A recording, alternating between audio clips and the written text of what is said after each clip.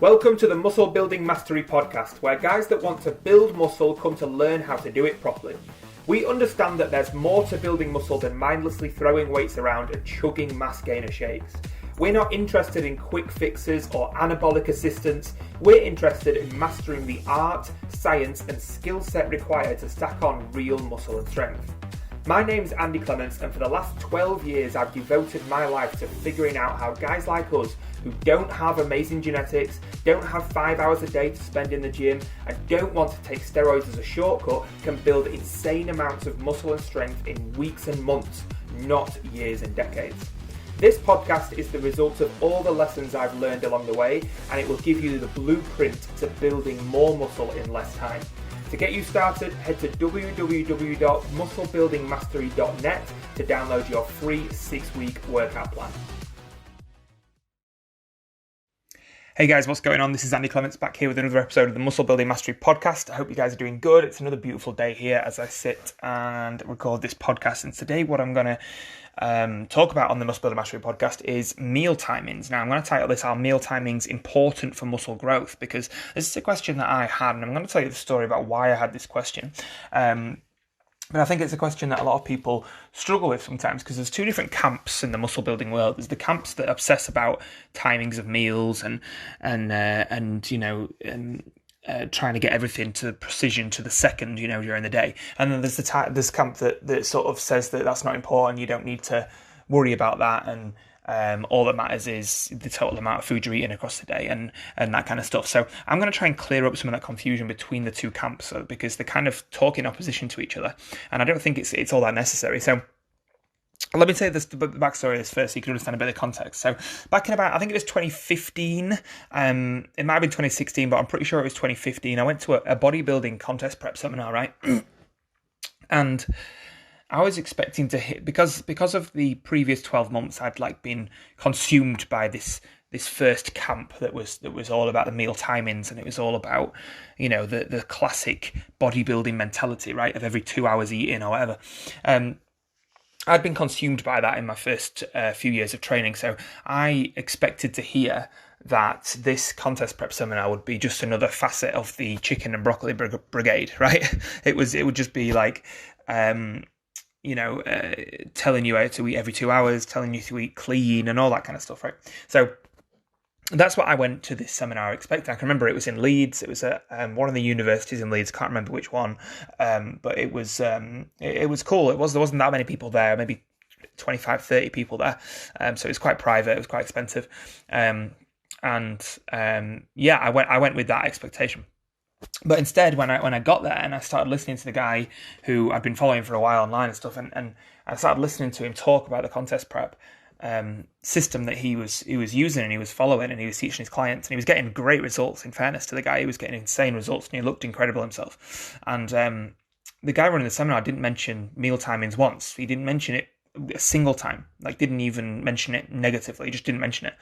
He just banged on about energy balance, and he banged on about macronutrient intake and other kind of generic things. And so because I'd spent the last 12 months being consumed and focused on not how much food you ate, but the contents of it and the timings of it and the whole micro aspect of everything, I was a little bit confused. I was a little bit taken aback by this, and kind of sat there for a few hours and listened and took notes and tried to learn and stuff like that. But I was really confused, and I couldn't reconcile it in my head with the stuff that I was learning already about meal timings, right? And so because he didn't mention it, he didn't even allude to it, eventually after a few hours of confusion, I stuck up my hand in front of the entire room, and there was only say 30 people there maybe, but I stuck my hand up in front of the entire room, and I asked about meal timings. I was like, look, this is all cool, but what about meal timings? Don't meal timings matter? You haven't mentioned them yet. I'm just wondering, because obviously I've been really consumed by all this stuff for the last 12 months, the last couple of years, whatever it was. And the guy just kind of informed me and the rest of the room at the same time, in kind of a dismissive manner. It was kind of really quite dismissive of it, that meal timings did not matter whatsoever, and all you ever need to focus on is energy balance or flexible dieting, which is kind of eating what you want and fitting it into your calorie amount and fitting it into your macronutrient amount and all that sort of stuff, and you don't like. He was like, you could eat one meal a day and you could get ripped, and you could just have like 2,000 calories or 2,500 calories in that meal, and you'd be sound. And I was like, oh, okay. I was like really confused by that. I kind of put my hand down, scratching my head, and didn't really know where to go with that information. I was like, well, I was getting all right with quite good results with the approach I was doing before. Well, not amazing, but I'd made some progress, and he was telling me that everything I was doing was wrong, basically. So it took me a little while to sort of reconcile these different approaches in my head, because I had these two different camps that I was listening to now, and I was like, well, I don't know which camp I fall into. I don't know which team I'm on, so to speak. So I was quite confused by the whole thing, but eventually I started to figure out that maybe you don't have to be in one camp or the other. Maybe you don't have to be in one team or the other, right? Maybe it's not as as black and white as that. Maybe it's a bit of a grey area, and I started to figure out how to marry these two approaches together. So what I realised after a while, and it's kind of started with that seminar that I went to, is that energy balance is the underpinning concept of all nutrition, right? So what he was saying was absolutely bang on. If you don't have energy balance taken care of, then you don't have a diet, Energy balance, when I say energy balance, what I mean is calories in versus calories out, basically. So the amount of calories you've got going in versus the amount of calories you've got going out. So your nutritional input and your exercise or burning off of energy output, right? And that's what we call energy balance, or thermodynamics if you want to get scientific, right? So that's what energy balance is. And that's the underpinning concept of all nutrition. And it's like the foundations. It's like the first thing that you've got to take care of. Now, meal timings, what I started to realize is I started to go to seminars on meal timings, and I started going to, learning more about that kind of thing and where it fit into the bigger picture. Meal timings, what I figured out is that with meal timings, you can make the diet fit your lifestyle. You can regulate hormones. You can regulate blood sugars. You can improve workout quality, and you can improve your recovery time. Right? Now, these are all big things. These are all big things that you don't get if you don't pay attention to meal timings. So this is how I started to move into the grey area where it's not just energy balance, it's not just meal timings, right? So energy balance, so here's what I figured out. Energy balance without meal timings. So if you're just focusing on energy balance and you're not focusing on meal timings, you're just doing this whole flexible dieting approach and like going to a ridiculous level where you just, you eat one meal a day or whatever you do. And you try and just be as ridiculous as possible. Is if you have energy balance without meal timings or any thought of meal timings, you create an unhealthy, unsustainable physique, and you end up leaving gains on the table. You end up leaving your potential muscular gains on the table, right? Now, if you have meal timings and you don't pay any attention to energy balance, what you end up with is an unreliable set of results. You don't know if you're going to be able to predict your results. So there's no predictable way that you can know whether you're going to get bigger or leaner or stronger or weaker or whatever, because you're not controlling energy balance. Now, you could gain weight, you could lose weight. If you don't control energy balance, you don't control your calorie input versus your calorie output, and you aren't going to get any predictable or reliable results regardless of how well you time your meals, okay? If your meals aren't the right size, or if you're not controlling the energy balance equation, you ain't gonna pass step one, because that's literally step one. Now, when you marry the two together, a funny thing happens. You start getting a strong, muscular, balanced, healthy, and energized physique. So when you marry the energy balance side of the equation, which is setting a certain calorie amount that matches with your goal. So, for example, if you are starting a fat loss diet, and you are currently consuming, let's say, 2,500 calories to maintain your body weight, right? And that's how much you're consuming. Then the energy side balance of the equation, you may drop that to 2,400 just very slightly and start the process of losing weight. Or you may keep it the same and you may start to increase your output, because that's also a side of the energy balance equation, is the output. And you just slightly tip the balance in favour of losing weight. Now, the opposite's true if you want to gain weight. I'm always a big proponent of doing it slowly, doing it methodically, doing it controlled. And if you want to start gaining weight and you're currently at 2,500 calories a day in your diet, and that's maintaining your body weight right now, then you might want to up that to 2,600 calories per day, and you'll end up starting the process of being in a calorie surplus, which means that you'll be taking in more energy than you're burning off, so you will gain weight, you'll accumulate body weight, and that's obviously the goal if you're trying to get bigger. So that's the first thing that you've got to do. The first thing you've got to do is make sure the energy balance is taken care of, and be consistent with that, and don't have a day off that. That's your fundamental. If you've not got that, you've not got a diet, whether you're trying to get bigger, leaner, or stay the same. Now, that on its own, like I say, is only going to create you an unhealthy, unsustainable physique. But if you marry that with the right kind of meal timings, which, again, we're not going to go massively into the specifics of meal timings on this podcast. We've got loads of podcasts in this previously that have been done on muscle building mastery that go into like pre-workout meals, post-workout meals, all the different things like that. But if you get the meal timing side of the equation right, and you marry that to the energy balance side of the equation, then you end up with something that will supercharge your workouts. Then you end up with something that's going to help you recover after your workouts. You end up with something that's a little bit more sustainable, because you can match the meal timings up to your lifestyle, rather than trying to fit your lifestyle around your diet. So this is what I do with coaching clients and myself, is I figure out what's going on in my life right now, and what like if I can change it easily and it's not going to cause too much disruption, then can I do that? If not, like if my life's pretty busy, and I've got certain commitments to work, certain commitments to family or friends or spouse or whatever, then they are things that need to be worked around, because we're doing this to improve our lives. We're not doing this to take over our lives. We're doing, we're not, personally, my opinion is we don't want to live for the gym. The gym should be there to improve your life. Muscle building should be there to make your life better, not to become your life, right? So you need to put some thought into how are you going to work a sustainable and effective diet around your current lifestyle. And this is where meal timings come in for me. It's not about eating every 2 hours unless that's realistic and suitable for you. But for me, like I've done everything from 8 meals a day to 3 meals a day. Like right now I'm eating 3 meals a day, and I'm doing an approach called time restricted eating, which I'll go probably more into on a future podcast. But it's a similar concept to like intermittent fasting, but it's just a different style, right? But I've done every approach under the sun, but I think the most important thing is to find something that works, and find something that you can sustainably fit into your life, right? And there's no magic approach. There's no one specific magic approach. It depends on your lifestyle. If you have a massively busy job, like I'm coaching. I've coached like a head teacher recently, right? Who was a head teacher of 2 different schools, and he's got a crazy busy job, right? And he knows that during his working day, he is busy as hell. Like he has time in the morning to eat breakfast, and in the evening to eat a meal.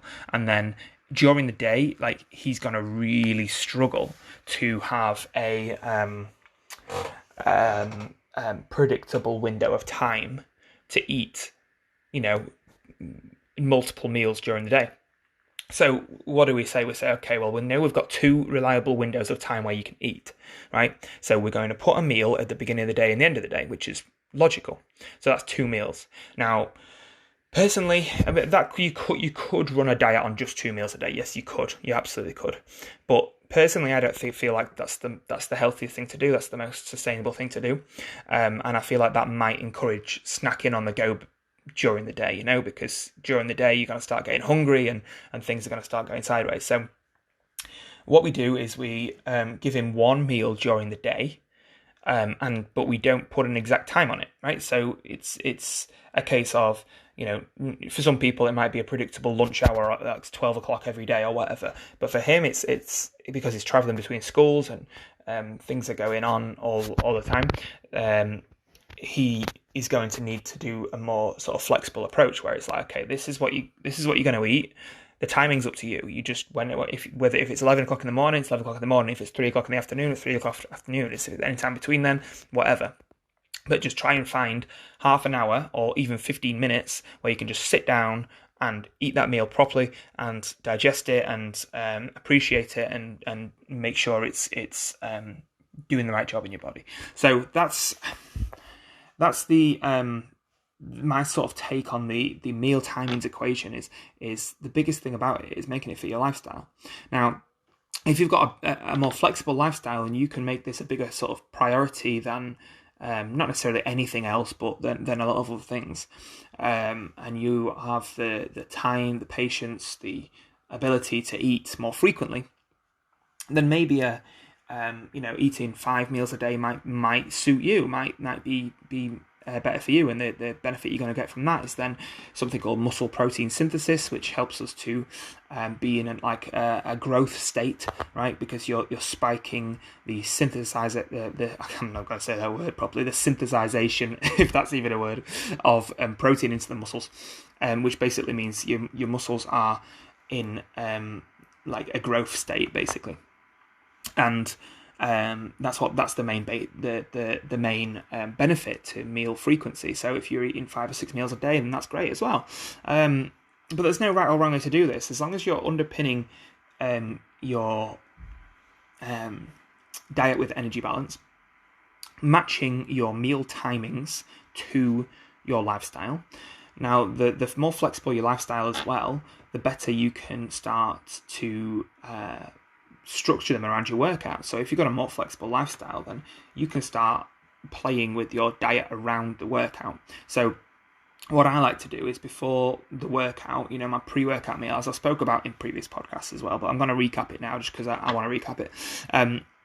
In the 2-hour window before the workout, what I'll do is I'll have a small meal, because I don't want to be having loads of food. So I might have 2 hours before I train, I might have a small meal that might be like a tin of tuna, some salt, some coconut water and some coconut oil, something like that. That's my normal go-to pre-workout meal. But that will be about 2 hours before, because I don't want that to be churning around in my digestive system, pulling resources away from my muscular system, which I need the resources, the blood, the nutrients, the oxygen to be in when I'm in the gym training. I need my resources in my muscular system, not my digestive system. So I'll have a small meal that gives me the nutrients to run around my body to be able to have a better workout, but not so much and not so close to the workout that it's going to take away resources before digestion. Then after the workout, I will focus on a carb-heavy meal, which will help to replenish the glycogen that I've depleted from my muscles during the workout. And we've got more in-depth podcasts both on pre-workout nutrition and post-workout nutrition. If you scroll down the podcast feed on the Muscle Building Mastery podcast, you can go check them out and listen to them and get more information, more in-depth on those two specific topics. So yeah, I hope that makes sense. That's pretty much all I've got to say. Meal timings are definitely important for muscle growth, but not without energy balance. Energy balance and meal timings are both two massively important topics that you need to try and marry together. And it's probably going to be like a trial and error experimentation kind of thing. But just, do a bit of research, listen to some of the podcasts I've got on here, and you will start to be able to figure out in your head how you can marry it together, how you can fit it to your lifestyle, and then start to manipulate the meal timings to make your workouts better, to improve your recovery, to regulate your health, and all that kind of stuff. So I hope that made sense. I hope that was useful, guys. And if you want to get started on a workout plan but you don't know how to start, then head to musclebuildingmastery.net now, and you can grab a 6-week workout plan completely for free. And if you grab that as well, just stand by because there is a 6 weeks to mass challenge that I'm going to bring out in conjunction with that plan, which I'm super excited to launch and to get out there and to watch people get insane results with it, because I'm going to literally hold people's hands through the 6 weeks to mass workout plan and give them the dietary tools and give them the plans and all that kind of stuff to help them achieve better results than they've ever had before in the first 6 weeks. So I'm really excited about that. I hope you are too, but stay tuned because I'm working really hard on it every single day right now to make it the best thing that's ever been put out there. And so musclebuildingmastery.net for your free workout plan, and I'll see you next time on the Muscle Building Mastery podcast. Bye. If you're ready to stop wasting time in the gym and start mastering the skill of muscle building, go check out www.musclebuildingmastery.net to download your free 6-week muscle building workout plan. I have specifically formulated this workout plan to take you through the 3 stages of mastering your body, layering on a more advanced training methodology each week as you progress. That means that regardless of where you are with your training right now, this plan will push you forward and help you stack on more muscle and strength in just 6 weeks. So head to www.musclebuildingmastery.net now to grab your free 6-week workout plan.